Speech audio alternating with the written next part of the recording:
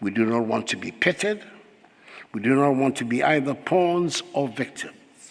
And we certainly do not want headline writers to continue to compete to find the most lurid adjectives to describe our continent and its peoples. Africa no longer wants to be the deficit place to go to find the footage to illustrate famine stories. We no longer want to offer the justification for those who want to be rude and abusive about Africa and her peoples. It is time to build our economies that are not dependent on charity and handouts.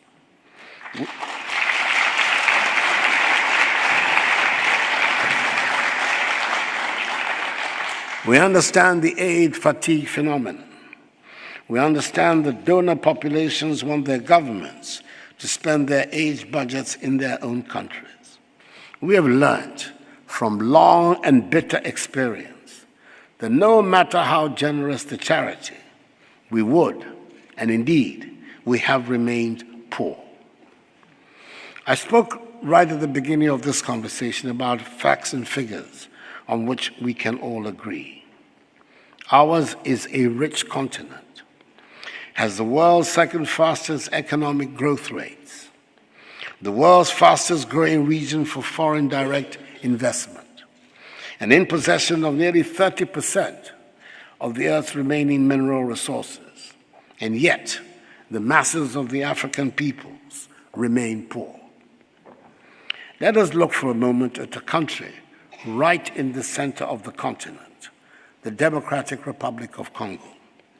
Can there be, and is there a richer and better endowed country on this planet than the DRC? Every precious mineral that humankind has been known to hanker after is in the DRC. Every mineral required to run the wheels of modern industry is in the DRC. Why is the DRC currently supplying the largest number of people seeking refugee status that arrive in the United States of America? Why is the DRC listed among the poorest nations of the world? This is not right. We need to change the statistics. If we simply ground and sold the cocoa in paste form, instead of selling the cocoa beans, we double our earnings. In much the same way as we would double our earnings from gold if we sold it refined, than its raw state. We are determined to process these products. I do understand that there are nations who have built their industrial complex around the value chain of our raw commodities. It is time to transform that setup. It is time we were responsible for processing our own resources.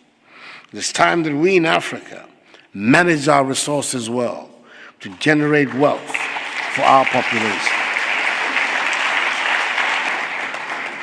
The report of the panel, chaired by the highly respected former South African President Thabo Mbeki, on the illicit flow of funds from Africa, raises the lid on many had always suspected, but did not have the figures to support.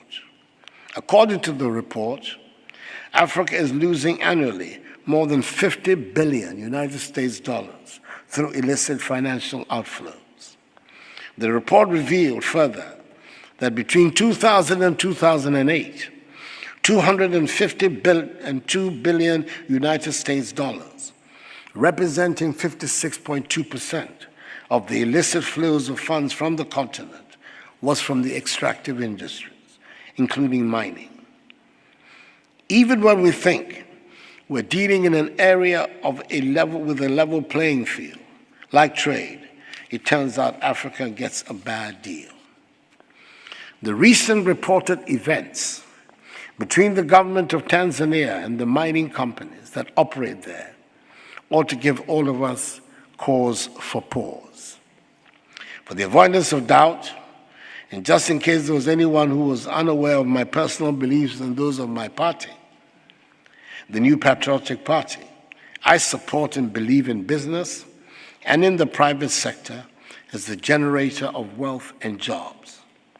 But surely, investors and business people give the private sector a bad name if they persist in treating Africa as the place to make extraordinary returns on money. Investors find innovative ways to avoid paying the taxes that they should in the African countries in which they operate. And a recent example in the BBC report showed an example of this in the fishing industry. No one is going to sort out these matters for Africa except Africans themselves. We need to have our own bright and sharp lawyers to keep us abreast with the sharp and bright lawyers that our trade partners have. We need to have our own bright and sharp technologists to help keep us abreast with our competitors. With Africa's population set to reach some 2 billion people in 20 years' time, an African common market presents immense opportunities to bring prosperity to our continent with hard work, enterprise, innovation, and creativity. It is evident that the time for African integration should be now. Hence the importance of the success of the Continental Free Trade Area.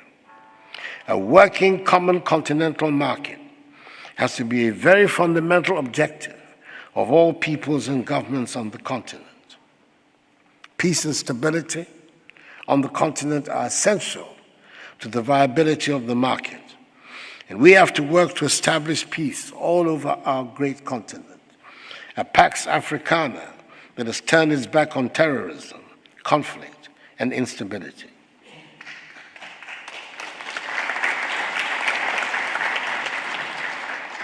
A new paradigm of leadership is called for.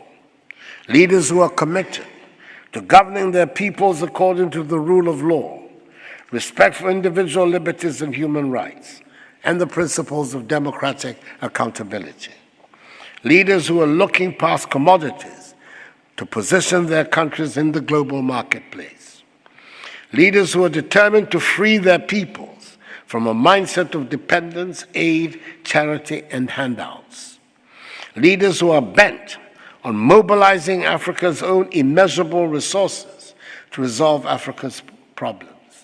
Leaders who recognize the connectedness of their peoples and economies to those of their neighbors.